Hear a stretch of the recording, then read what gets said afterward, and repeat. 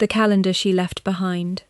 My phone buzzed at gate C14 with a boarding pass that no longer existed. Right under it, a text from my sister. Text if you want them. Attached was a photo. My nephew Theo, 9, sitting cross-legged on the terminal floor with his 6-year-old sister June, asleep against his shoulder. No gate agent near them. No parent in frame. Just a boy doing the math on how long he'd have to hold still. I didn't know it yet, but that was the easy part of the day. By Christmas, my sister would sit at my kitchen table and ask me for something so cold that even her own lawyer looked away. That's the part people don't believe when I tell it. So let me back up. If you're new here, welcome to Steady Ground, where the people who never got to be the main character finally do. Stick around, because this one gets worse before it gets better. Subscribe if stories about paying for someone else's chaos hit close to home. My name's Renata. Everyone calls me Ren. I'm an ICU nurse in Portland, which means I've delivered a lot of bad news calmly. I thought that skill was for strangers. Turns out it was training. That morning I'd flown up from a work trip, specifically to make our flight to Costa Rica. My sister Bree's trip. Her treat. The whole family. No arguing. I got to PDX with 90 minutes to spare. My boarding pass wouldn't scan. The agent typed, frowned, typed again, and said the sentence that still visits me at 3 a.m. Ma'am, this reservation was modified at 5:40 this morning. You're not on it anymore. The rest of the party had already boarded. I called Bree, straight to voicemail. I called our mother, straight to voicemail. She silences her phone before takeoff like it's a superstition. Then the text landed, then the photo. Then my name came over the terminal speakers, twice, asking me to report to airport operations. Here's what I want you to sit with. 2 kids were already sitting in that office, and in the 20 minutes it took me to get there, they became mine. Nobody had asked me yet. Nobody was going to. Operations smelled like hand sanitizer and drywall. Theo was mid-sentence with a security officer when I walked in, narrating everything, the granola bar he'd been given, the exact time his mum said she'd be right back. June didn't say a word. She just launched off her chair and grabbed 2 fistfuls of my jacket, like I might also disappear if she let go. An airline supervisor handed me a folded note in Bree's handwriting, all loops and flourish, the handwriting of someone who'd practiced her signature since middle school. Ren has them. She's better at this anyway. XO. My number was written underneath like she'd copied it off a business card. I asked where the flight was actually headed. The supervisor hesitated, checked her screen, and said, San Jose, then a connection. A connection where? She wasn't allowed to say, but her face said Costa Rica had never been the final stop. Growing up, my mother kept a photo wall in the hallway. Every one of Bree's dance recitals, every ribbon, lit like a shrine. My school stuff went on the fridge under a magnet, replaced the second something newer showed up.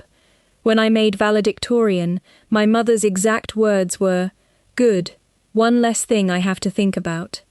I didn't hear neglect in that. I heard a job description. Bree got to be the event. I got to be the staff. So when Bree built a life out of being photographed, the lifestyle brand, the color-coordinated pantry, 400,000 people watching her fold towels, nobody in our family blinked. It was the hallway wall with better lighting. Here's what I gave up walking into that terminal, because you need to know what was actually on the table. 6 years of saving had gotten me a spot in a nurse-educator exchange program in Trondheim, Norway. 1-year contract, a real apartment overlooking a fjord, a life with nobody's crisis but my own. The acceptance letter sat on my fridge. I had a countdown running in my phone. 44 days. Instead, that first night, I stood in my hallway at midnight, looking at 2 suitcases, still packed for a beach vacation nobody would ever take, while in my spare room, a boy taped a piece of paper to the wall. 30 squares, hand-drawn, dated, so we know how many days till Mum, he told me, like it was obvious. He put an X on day 1 before he went to sleep. June wouldn't sleep unless the hallway light stayed on, and her brother's mattress touched hers. She never asked. She just dragged it there herself, 6 inches at a time, and I let her. 4 nights in, my phone lit up. Old habit. I still followed Bree's account. A new post. Turquoise water. A mocktail with a little umbrella. Caption reading, "Family time, unplugged." Down the hall, a 9-year-old was marking day 4 on a calendar that only counted toward one thing. I put the phone face down and thought, this isn't a mistake somebody's going to feel awful about tomorrow. This has an itinerary. A caseworker named Priya showed up on day 6 with a folder already thicker than it should have been. The airport report had triggered it. She used words I'd never needed before. Kinship placement, emergency custody, home study. She watched June pour cereal for herself without being asked, made a note, and then asked me the question that snagged and wouldn't let go. Has anyone in the family mentioned the parents' finances? I said no. She said write everything down starting tonight. You'll want it later. I didn't understand why yet. That weekend I drove out to Bree's house for the kids' things and let myself in with the spare key hidden exactly where every family hides a spare key. The place was staged, throw pillows fluffed, candles scented, even with nobody home. It took 10 minutes to clock what was actually wrong, because what was wrong was absence. The closet was half empty, not vacation empty, gone empty. Winter coats missing in July. A home safe stood open in the office, keys still in it. On the counter, a stack of mail with the words "Final Notice" on 3 separate envelopes, and underneath it, a glossy brochure, Meridian Vintners Collective, own a piece of Napa. 14% annual returns, guaranteed. My brother-in-law Tobias's name was on the cover, under Fund Advisors, in smaller print, Bree's name too. Upstairs, the kids' room was the only room in the house that hadn't been touched. Beds made, toothbrushes in a cup. Every adult thing in that house had been sorted and taken. The one room nobody planned around was theirs. 3 weeks later, 2 people in grey suits knocked on my door. Not about the kids. State Financial Crimes Unit. Meridian Vintners, it turned out, owned exactly 1 vineyard, 9 acres, mostly weeds, and had raised $11 million claiming to own 40. I answered every question straight, because the truth was the only thing in this family Bree hadn't managed to pack and take with her, and I intended to keep it somewhere she couldn't reach it. They asked one more question on their way out, almost gently. Has your mother invested with them? I said I didn't know. I did know, I just wasn't ready to. My mother had wired $60,000, her whole retirement cushion, into Meridian 8 months earlier. Bree set up the call herself. She told me over tea that had gone cold. Tobias walked me through the numbers. 14%, Ren. 14. Then quieter. She told me not to tell you. She said you'd make it smaller than it was. I'd warned them at a barbecue 2 Thanksgivings back. Said the returns sounded painted on. I got laughed at in stereo. There's no satisfaction in being right. Just a colder kind of tired. 6 weeks in, Theo's calendar had 30 new squares taped underneath the first, a whole strip running down the wall like a scoreboard. He stopped saying the sentence out loud around week 4. The calendar said it for him. When a well-meaning neighbor tried to take it down to repaint, I heard my own voice come out sharper than I knew I had. Leave it. Nobody touches that but him. Bree finally called on day 41. Ice clinking in the background, breezy as a beach red. Ren, hi. Don't be dramatic. Listen. I need you to overnight the kids' passports to the address I'm texting you. It's gorgeous here. 41 days, 2 kids, and her first question wasn't how they were sleeping. It was logistics. I typed one word back, no, watched it turn to read, put the phone in a drawer like it was hot. 3 hours later, she posted a caption about people who punish other people's peace because they never had the courage to chase their own. 12,000 hearts. I read it once and felt something settle, cold and clear. Every crisis she'd ever had came with a caption, and the villain in every one of them was never her. My lawyer, a sharp, unhurried woman named Odessa, told me to mute Bree, not block her. Keep the channel open, forward me everything. Answer nothing. A week later, Odessa called with something new in her voice. She'd cross-referenced the fund's paperwork with the custody file and found that Bree wasn't just married to the guy who ran it. Bree was a listed fund advisor, signing authority on 3 accounts.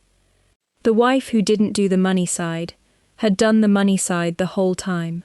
My exchange program sent a second email. Red banner this time. Seat expiring in 5 days. My co-worker Marcus read it over my shoulder in the break room and said, "You've earned that, Fjord. Nobody would blame you for going." He wasn't wrong. There was a defensible version of this story where I got on that plane. That same week the school called. A classmate had told Theo his mother was the vineyard lady from the news, and he'd walked out of the room, found the janitor's closet, and stayed there through recess. June wouldn't talk about it in the car. Then, somewhere on Burnside, she broke. Really broke. For the first time since the airport.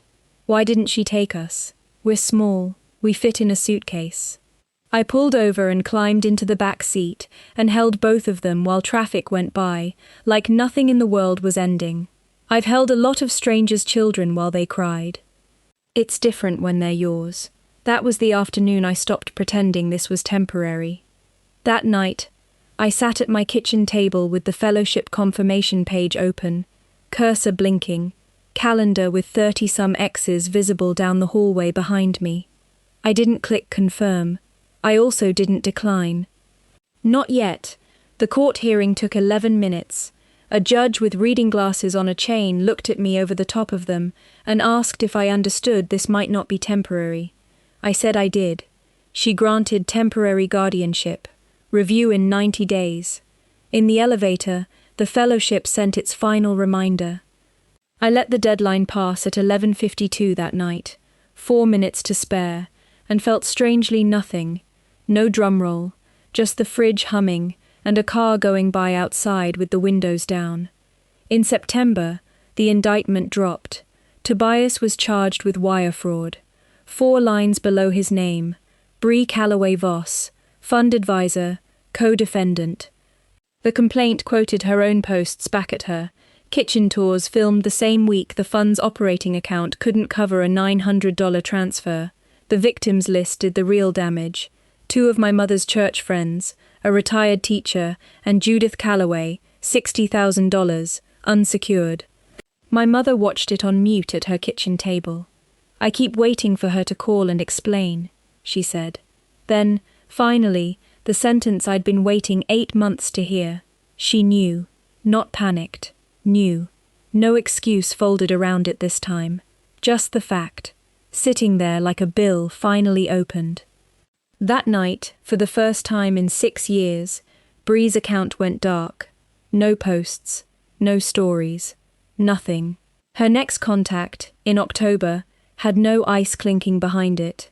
Low, fast, almost a whisper. "I need $4,000, Ren.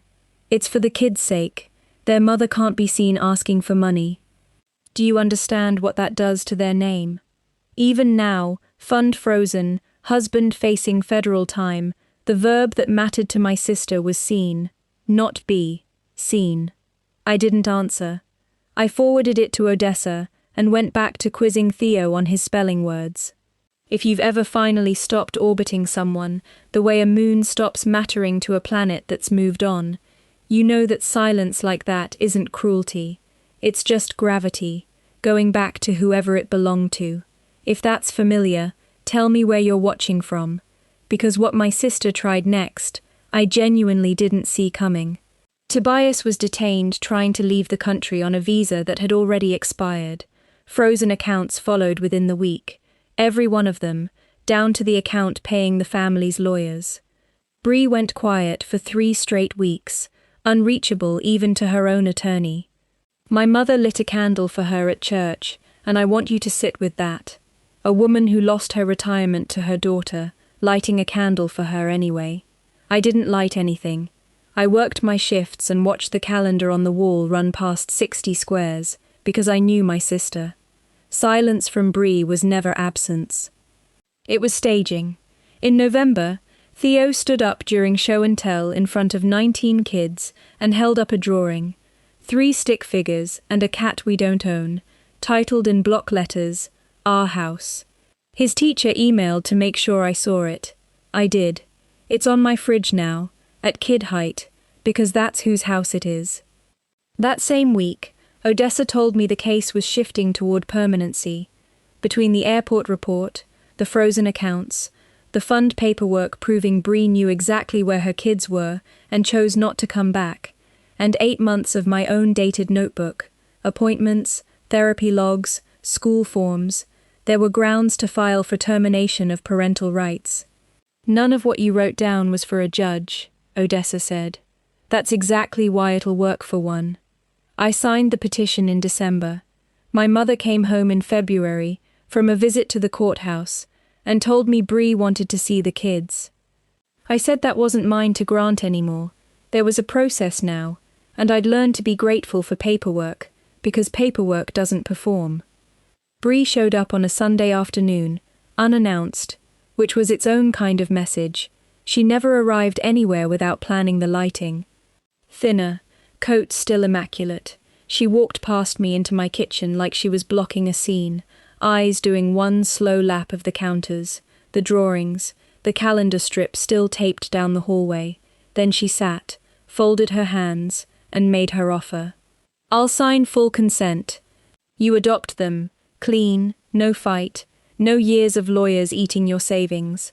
In exchange, you tell the prosecutor the airport was a misunderstanding, family being family, and the kids do a few afternoons with me before sentencing. Nothing scary. My attorney says the judge needs to see a mother.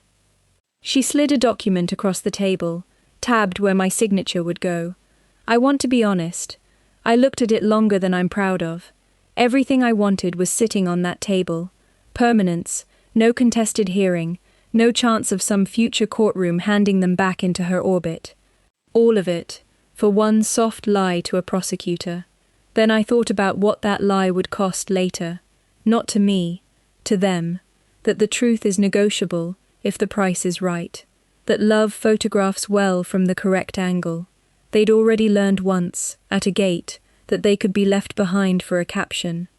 I wasn't going to teach them a second lesson to match it.